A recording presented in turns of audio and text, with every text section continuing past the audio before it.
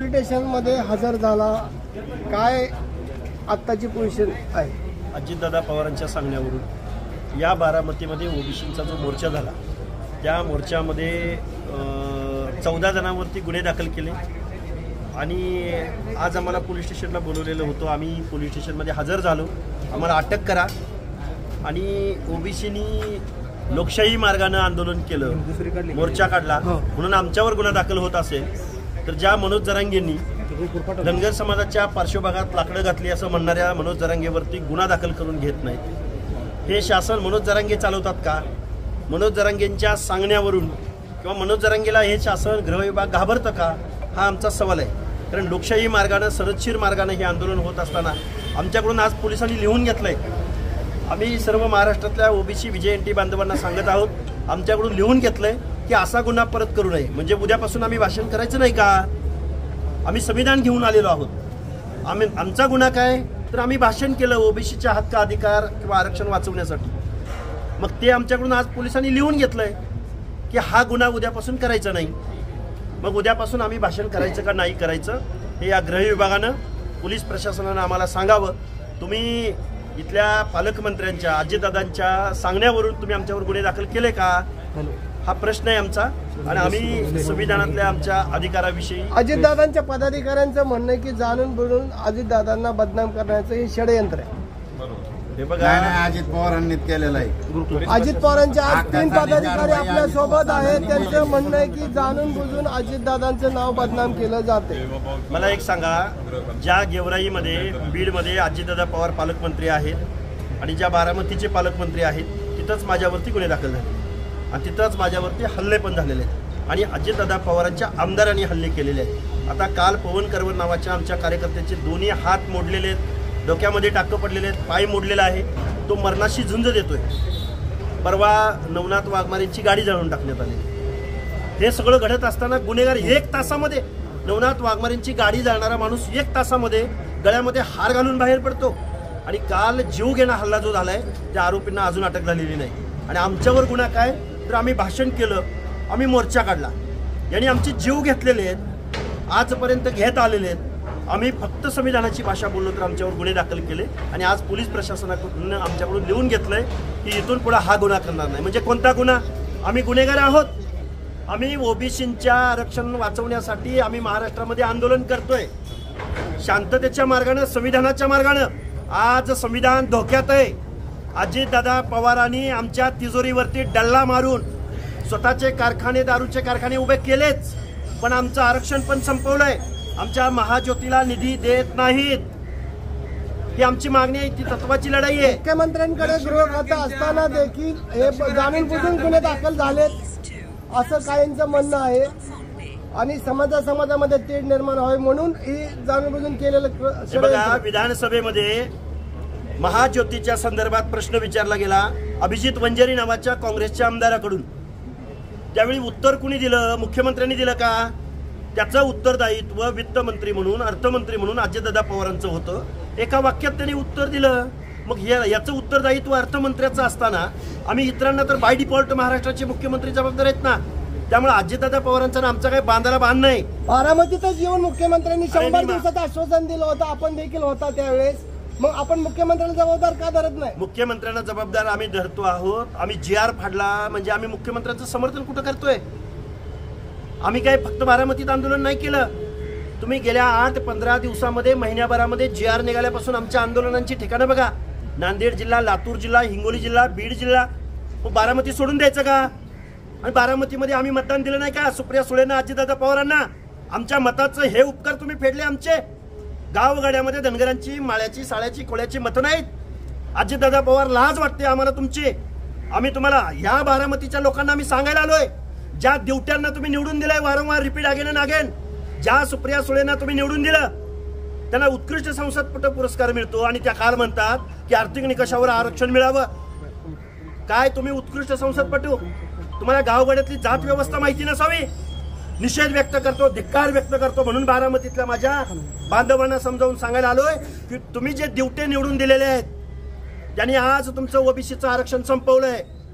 विरोधक म्हणून शरद पवार आणि रोहित पवार आणि सुप्रिया सुळेंनी संपवलंय. आणि सत्ताधारी देवेंद्र फडणवीसांच्या मांडीला मांडी लावून बसणाऱ्या अजितदादांनी संपवलं हे सत्तेत आहेत. सुप्रिया सुळेंच्या नंतर अजित पवारांनी तेच विधान केलंय की आर्थिक परिस्थितीनुसार आरक्षण ज्याचा त्याला मागेल तेवढं दिलं पाहिजे असं अजित पवार म्हणतात. ज्या रोहित पवार ज्या कर्जत जामखेड विधानसभा मतदारसंघातून निवडून येतात त्या रोहित पवारांच्या मतदारसंघामध्ये एका पारधी समाजाच्या महिलेची डेथ झाली. 2 दिवसापूर्वीची घटना आहे. तिच्यावरती अंत्यसंस्कार करायला जागा मिळाली नाही. त्या पारधी बांधवांनी मग ती गरीब होती म्हणून मिळाली नाही का? ती सामाजिक दृष्ट्या मागास होती, ती पारध्याची होती म्हणून तिला अंत्यसंस्काराला जागा मिळाली नाही. सुप्रिया सुळे गरीब होती म्हणून तिला तिचे अंत्यसंस्कार करायला जागा मिळाली नाही, तर ती पारध्याची होती म्हणून. तुम्हाला जात वास्तव काय कळणार? तुम्ही जन्माला सोन्याचा चमचा घेऊन शरद पवारांच्या घरात जन्माला आला. तुम्हाला काय करणार? Social discrimination. गावगाड्यातल्या दलिताचं, मातंगाचं, गावगाड्यातल्या बेरड रामुशीचं, गावगाड्यातल्या मसनजोग्याचं काय दुखणं आहे? त्याला शिक्षण घेताना, नोकरीमध्ये जाताना या संविधानानं त्यांना जगण्याचा अधिकार दिला नाही. आणि पवार फॅमिलीची काय गुणवत्ता आहे? पुढची दिशा काय असणार? पुढची दिशा आम्ही ज्यांना मतदान दिलं त्या लोकांनी ओबीसी आरक्षणाबद्दल चकार शब्द काढलेला नाही. उलट आमचं आरक्षण घालवणाऱ्या माणसाला पाठिंबा दिलाय. ते बारामती मधल्या मूग गिळून गप्प बसलेल्या ओबीसी बांधवांना जाग करायला आलोय. अरे विरोधक सत्ताधारी जेवढे जबाबदार आहेत तेवढेच तुम्ही गप्प बसून घरामध्ये बसला ना शंडासारखं, तेवढेच तुम्ही सुद्धा जबाबदार आहे. तुम्ही सुद्धा झडपी मेंबर, पंचायती मेंबर, शिक्षक नोकऱ्यामध्ये तुम्ही गेलाय. उद्या तुमचं हे आरक्षण गेलेलं असेल, जागा व्हा. ज्या ड्युट्यांना तुम्ही निवडून दिलं त्यांनी तुमचं आरक्षण संपवलंय. ज्यांना कुणाला बारामतीचं वावड आहे, ज्यांना कुणाला बारामतीमध्ये येऊन बोलतोय त्याच बारामतीमधनं महाराष्ट्राची सत्ता चालते. त्यावेळी बारामती दिसत नाही का तुम्हाला? हाकेश्वर सुप्रिया सुळे यांच्यानंतर अजित पवार आज असं म्हणतायत की आर्थिक परिस्थितीनुसार आरक्षण दिलं पाहिजे, कोणाचा विरोध असायचं कारण नाही. म्हणजे आर्थिक परिस्थितीनुसारच आरक्षणाची मागणी अजित पवार. ईडब्ल्यूएस दिलंय ना नरेंद्र मोदींनी. का नकोय मग तुम्हाला ईडब्ल्यूएस? आणि का मग जरांगे पाटलांना पाठिंबा देताय तुम्ही? त्या गेवराईच्या आमदारानं, अजितदादा पवाराच्या आमदारानं जे आंदोलन उभं केलं मुंबईमध्ये आणून, अजितदादा पवारांना त्यावेळी कळत नव्हतं काय? तुम्ही JR काढून झाला, तुम्ही दाखले काढायचं प्रत्येक तालुक्याला तहसीलदारला टार्गेट दिलंय. 1,000 दाखले काढले गेले पाहिजेत म्हणून. आणि तुम्ही आज म्हणताय की आर्थिक बेसवर वा रे. तुम्ही ओबीसींना येड्यात काढण्याचं काम अजितदादा पवारांनी करू नये. JR वरती सही करणारे अजितदादा पवार का बरं त्यावेळी तुम्ही बोलला नाही? आर्थिक निकषावर आपल्याला आरक्षण मिळालंय म्हणून तुम्ही आज बोलता काय? ओबीसींना येड्यात काढण्याचं काम अजितदादा पवारांनी, सुप्रिया सुळेंनी करू नये. ज्या बारामतीमधून महाराष्ट्राचं राजकारण चालतं त्या बारामतीमध्ये आम्ही आलो तर कुणाला वाईट वाटायचं काही कारण नाही. लक्ष्मण हाकेंच्या हातामध्ये संविधान आहे. लक्ष्मण हाके संविधानाला मानतात. लक्ष्मण हाकेंचा ज्यावेळेस मोर्चा होता त्यावेळेस पोलिसांनी परवानगी नाकारली तरी देखील तुम्ही मोर्चा काढला. आता नेमकं तुमच्यावरती गुन्हा दाखल झालेला आहे. नेमकं याला जबाबदार कुणाला पकडतो? याला जबाबदार जो ओबीसीच्या बाजूने बोलतो, ज्या पोलीस प्रशासनाला. आमचे मोर्चे 100 पेक्षा जास्त झालेत ना, कुठंच गुन्हा दाखल झाला नाही ना. बारामतीतच कसा काय गुन्हा दाखल झाला? मुंबईत जरांगेनी जी काही व्यवस्था चॅलेंज केली तिथं जरांगेला बोलवलं का पोलीस स्टेशनला? म्हणजे जरांगे हा एका उच्च वर्गात जन्माला आला म्हणून त्याला एक न्याय पोलीस प्रशासनाचा, आणि आम्ही ओबीसीची बाजू मांडतोय म्हणून आम्हाला वेगळा न्याय. हा कुठला न्याय आहे? सत्ता तुमच्या हातात, ती ही आमच्या मतावर, आणि तुम्ही आम्हाला चुत्या बनवताय. आणि मग परत जीभ घसरली. आम्ही बोलतोय, आम्ही संविधानाला मानतोय, आमचा संविधानावर विश्वास आहे. याचा अर्थ आम्हाला काही कळत नाही. या भानगडीत अजितदादा पवारांनी पडू नये. म्हणायचंय का अजित पवारांच्या सांगण्यावरून हा गुन्हा दाखल? सांगा ना मला एक सांगा. आम्ही महाराष्ट्रात शेकडो मोर्चे आंदोलन केलेत. कुठंही अशा पद्धतीची नोटीस आम्हाला निघालेली नाही. मग बारामतीमध्ये कशी निघते?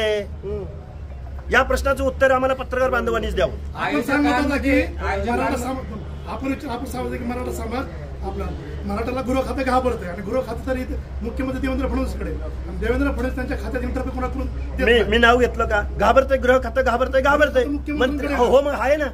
मी कुठं म्हणलंय दुसऱ्या कुणाकडे? गृह खातं कुणाकडे असू द्या ना. मग घाबरतंय का हा सवाल आहे ना आमचा. मग आमचा मग आहेत ना. आमचा सवाल कुठं आहे? गृह खातं घाबरतंय का असंच म्हणलं ना आम्ही दुसरं काय बोललोय? गृह खातं ज्याच्या कुणाकडे आहे ते गृह खातं घाबरतंय का यांना? आणि घाबरून आमचं ओबीसीचं आरक्षण संपवलंय का? मग झुंडीला दबावाला बळी पडून जर तुम्ही आमचं आरक्षण घालवणार असाल तर तुम्ही आम्ही आणि प्रत्येक गोष्ट कोर्टातून आम्हाला मंजूर करून घ्यावी लागत असेल, तुम्ही कशासाठी गेलाय तिथं सत्तेत? तुमच्या हातून काहीच होणार नाही का? हा सवाल आहे ना. वास्तविक पाहता मंत्रिमंडळ हे मुख्यमंत्र्याच्या अंडर चाललं जातं, पण वेळोवेळी आपली जी टीकेची धार आहे ती अजित पवारांवरती जास्त दिसत आहे, ती ओबीसी मोर्चा असेल इतर कोणत्याही. आमचे साधे प्रश्न होते. मगाशी मी तुम्हाला बोललो विधानसभेमध्ये ज्यावेळी हे प्रश्न उपस्थित केले गेले निधी संदर्भातले वगैरे, आणि काय विषय काय आहे माहिती आहे का? सत्तेमध्ये बसलं ज्यांनी शोषण आमचं केले त्यांच्या विरोधामध्ये आम्ही बोलणार. मुख्यमंत्री पदावर देवेंद्र फडणवीस साहेब बसलेले, आम्ही दुसऱ्या दिवशी GR फाडलाय ना, त्याच्याकडे तुम्ही कसं बघताय? त्यामुळे बाय डिफॉल्ट जो या टीमचा कॅप्टन आहे त्यालाच यश अपयश त्याच्यावरच अवलंबून आहे ना. त्यामुळे आम्ही दादांचा आणि आमचा काही बांधायला बांध नाही, पण ज्या दादांना आम्ही निवडून दिलं, ज्या सुप्रिया सुळेंना आम्ही निवडून दिलं, बारामतीमध्ये आल्यावर आम्ही त्यांच्याबद्दलच बोलणार ना. आम्ही बारामतीमध्ये येऊन विखे किंवा तिकडे पाटील यांच्या विरुद्ध कसं बोलू? आम्ही ज्यांना निवडून दिलंय, जे आमचे केअरटेकर आहेत, जे आमचे प्रतिनिधी आहेत, ते आमचं आरक्षण जात असताना एका शब्दाने बोलायला तयार नाहीत. हा जाब आम्ही बारामतीमध्ये कुणाचं नाव घेऊन करायचा? पवारांचंच घेणार ना. आणि बाय डिफॉल्ट डायरेक्ट इनडायरेक्ट महाराष्ट्रामधल्या राजसत्तेमध्ये नेहमी पवार बसलेले आहेत. त्यामुळे याचं उत्तर आधी पवार साहेबांनी जर भूमिका घेतली, GR काढून झाल्यावर सामाजिक विण उसवते, GR काढायच्या अगोदर सामाजिक विण उसवत नाही का? हे सवाल आहेत ना आमच्यासारख्या छोट्या कार्यकर्त्यांची. 27 तारखेची दिशा काय असणार?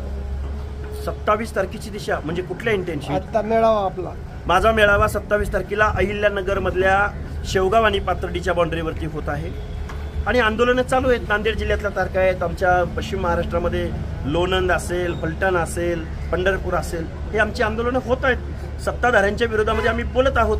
वैयक्तिक कुणाबद्दल आकस असायचं कारण नाही, पण सत्ताधाऱ्यांच्या मनामध्ये मात्र आमच्याबद्दल वैयक्तिक आकस आहे हे आम्हाला आज दिसून आलंय. म्हणून जरांगेला एक न्याय आणि ओबीसी आंदोलकांना वेगळा न्याय म्हणून आम्ही हे संविधान हातामध्ये घेतलेलं आहे.